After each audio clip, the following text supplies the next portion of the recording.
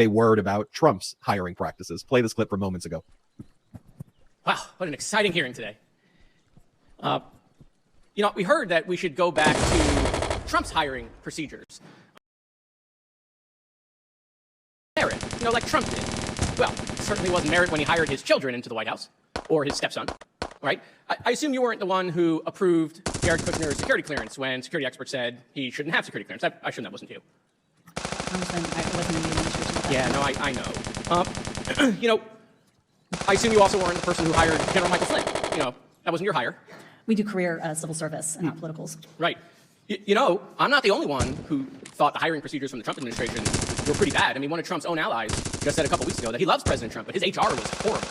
In fact, quite frankly, it's President Trump himself that says, quite frankly, his hiring procedures were quite terrible. John Bolton, who worked in the Trump administration, Trump called him a wacko and a sick puppy. Jeff Sessions, who was hired by Donald Trump, was called mentally unqualified. John Kelly, who was hired by Donald Trump, Trump said he was way over his head. Rex Tillerson, who was hired by Donald Trump, he was dumb as a rock.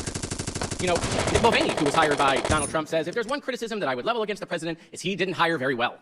So I'm again perplexed. Here we are yet again at another hearing where we want to talk about, going back to, Trump's good old days, and now we want to bring back Trump's hiring procedures just because, they're trying to score some points for you. But, HR wasn't really a strong suit in the Trump administration. Don't listen to me. I just listen to Donald Trump. He admits the people he hired were terrible. He hates all of them, in fact, which is an unbelievable sort of event. And so with that, I yield back. Thank you.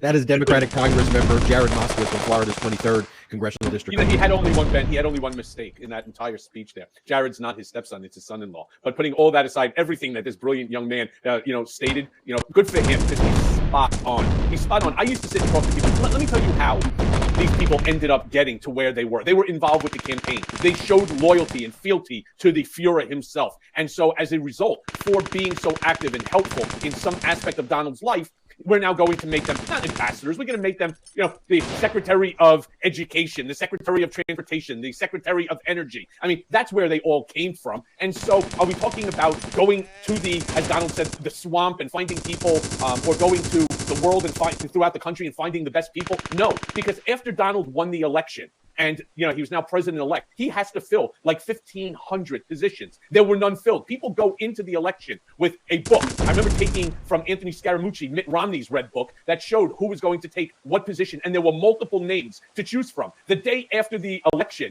after Donald won, all of a sudden, everybody's running around handing out to those of us a stack of papers this big that had all of the 1,500 positions on it or so, asking, write down any names of anybody that you think would be good for that position. That's how it happened. So why do you think, right? Could you imagine that you had Reince Priebus as chief of staff, the guy that was known throughout the entire campaign as Rancid Penis? I mean, that's what people would call him to his face. This little fuck. That's what they would call him? They would call him Rancid Penis? Rancid Penis. And how would he You can't bury that story. So the people in the White House called Reince Priebus Rancid Penis to his face. Yes, people during the campaign when he was there, when he became, right, and he would still be around the Trump Tower. That's just what he was known as, Rancid Penis. So pause for a second. All right. So he'd come in the room, Reince Priebus. He ran the RNC, right, for a little bit, Reince Priebus. Correct. So he'd come in, and then the people in the Trump campaign would call Reince Priebus. They'd go, hey, here comes Rancid Penis. Hey, Rancid. They would say it to his face? To his face. And they would. Would Trump call him Rancid Penis to his face? No. Who? No. And everybody, that's how he was referred amongst everybody, all of his peers, there. And I understand that it also, followed through when he became chief of staff. But my point being that he was with the RNC, it was just an unlikely hire because the guy was incompetent. The only competent guy, I shouldn't say the only, one of the most competent was a guy who I had recommended, which was David Shulkin as Secretary of the VA. And why? Because interestingly enough, despite being a Republican, Barack Obama had him as the assistant secretary to the VA. So he had years of experience. He's also a medical doctor, and he cares about veterans. In fact, he's the only one out of the entire crew that received 100 votes for confirmation. So it just goes to show you that the group of people, for the most part, that were there were incompetent. And not when I say incompetent as far as the field that they had come from. Many of them were actually quite successful. Very successful company that did, strategic moving of properties and stuff like that. And so they thought that he would be a great fit for the Postal Service, but he was not. In fact, his company is in direct conflict with the Postal Service because, they thought they're sort of frenemies. And it's just, again, the entire hiring practice, this guy Moskowitz is spot on. The entire hiring process that was handled by the Trump administration, it's exactly why the Trump administration failed in creating anything, because each and every one of these people were in it for themselves.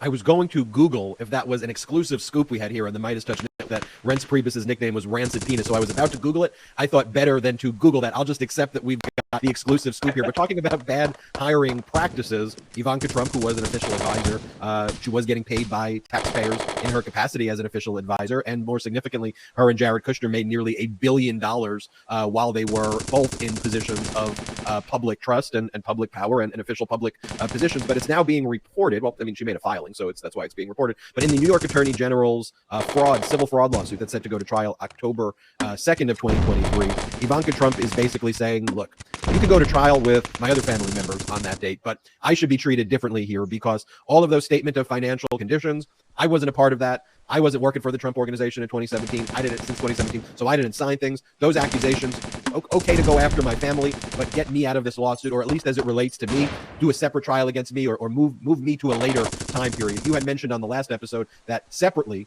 Donald Trump, through his lawyer, I guess is still representing him, also requested a 6-month delay. The judge, Arthur Engoron, has previously stated, come hell or high water. A direct quote from Judge Arthur Engoron. This case is going to trial October 2nd of 2023. Engoron, back in February, reaffirmed that sentiment. Tish James had they're trying to delay. But what do you make of Ivanka's move here? Do you think she's coordinating this with the other Trumps to kind of help them and use herself as an excuse